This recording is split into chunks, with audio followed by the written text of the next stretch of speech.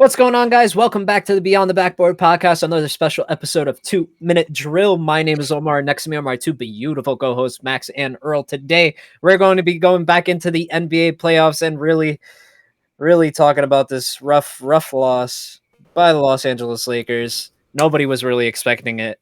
Alas, we are not going to focus on the negative here today. We're going to talk about the positive. Speaking of the positive, let's go to Max.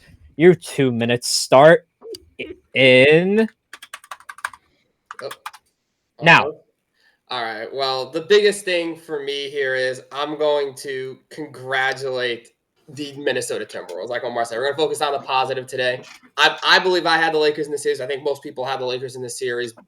There was a lot of question marks coming into this playoffs around how this kind of new look Timberwolves team would perform. Obviously, they still have the bones of that team that made the run last year, but with Julius Randle, Dante DiVincenzo being in there now over Karl Anthony Towns, I don't think we looked at this Timberwolves team as legitimate contenders, but certainly they proved a lot of people wrong in this series, including me. Again, I picked the Lakers. I've been very critical of Julius Randle in the past. I will say he had a very good series. This was by far his best playoff series that he's played in his entire career. So shout out to him for that.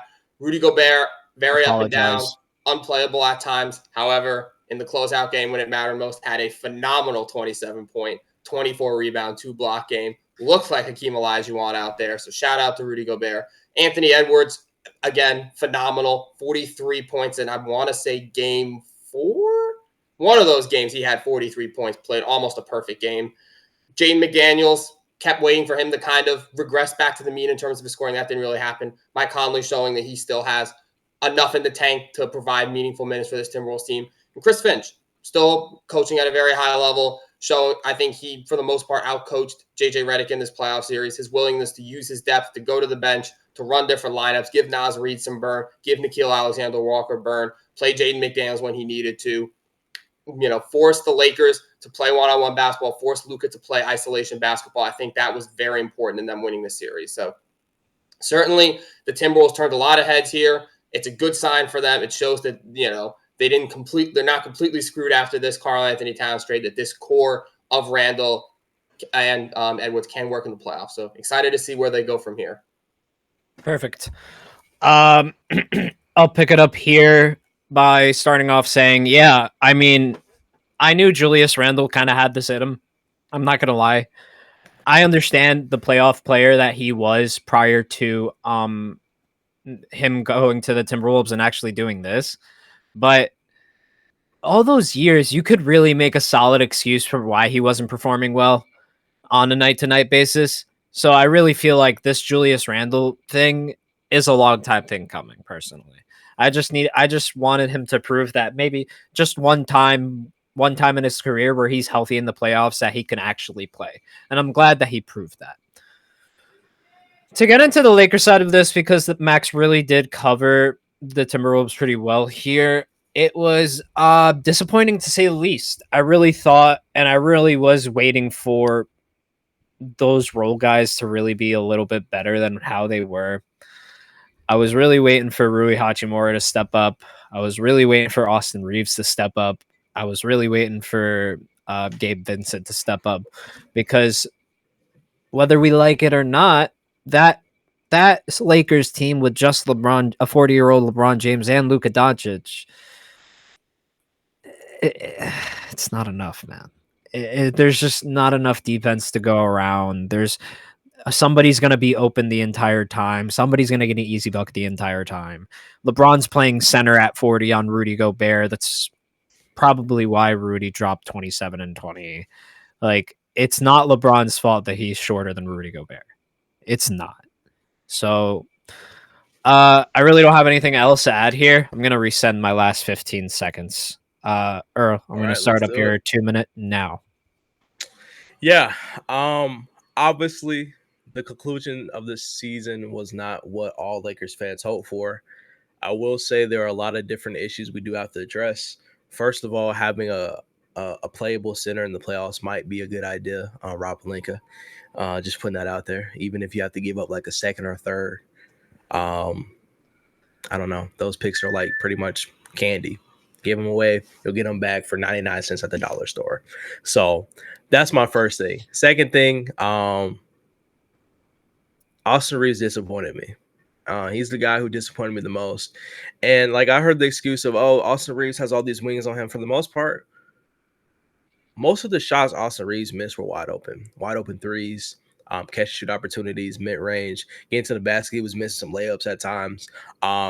It hurts. Like my biggest thing was Lakers have one of the biggest offensive ceilings, and unfortunately, we were only able to slightly elevate off the floor, maybe like half an inch, which sucks.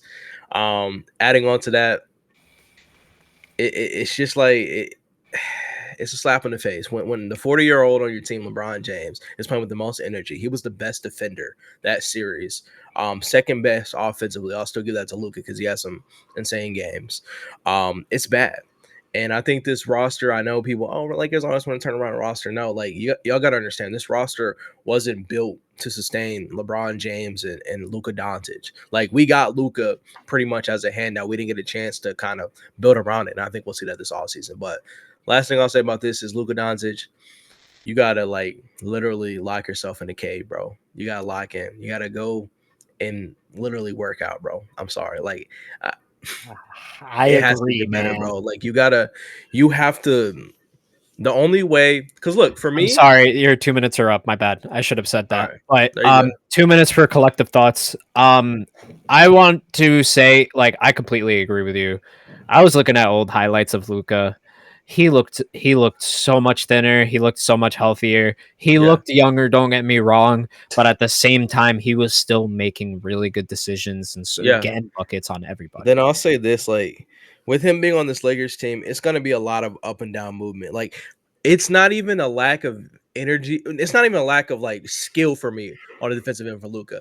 I think it's just bro chooses, okay, I have only enough energy to play offense or defense. But realistically, if he gets in shape, he can do both. Like, maybe not at a high level defensively, but at least a baseline. Like, last comparison I'll use too, it's like Jokic. I've seen times where Jokic is just unplayable on defense. Yeah. But you know what? A difference maker. But look, the difference maker for me for Jokic is there's moments where it's like, okay, I have to lock in right now and get the stop. And I've seen him do that. Luka, Julius Randle walked past him 17 times in a row. Yeah. And that's probably one of the reasons why he was getting so many buckets. Max, before we end here, I need an apology for Julius Randle. You have been shitting on him for the past 15 years. No. We need an apology. Congratulations on the playoff series. You proved me wrong. That's not an apology. He can play well in the playoffs. He's like one. Hey, Max, we know what's happening next round, Max. Just saying. We both. I mean, listen, I'm not going to revision his history. It doesn't make his time in New York any better, but, you know. No, it doesn't. No, it doesn't. But I also made the argument when you stepped away that Julius Randle really just needed that opportunity to show that he was a good playoff performer. Maybe he did. Maybe that's because let's be real, Max. Can we agree that he wasn't example of that though? He wasn't 100% healthy every time that he went into the final. Every time he went into the playoffs. Omar, I'll give you these flowers. Why not? After the next series.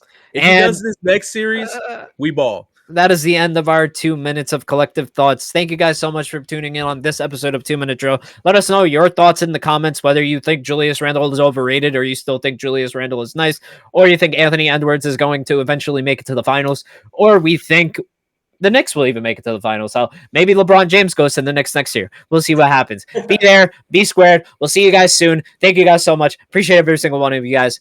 Peace.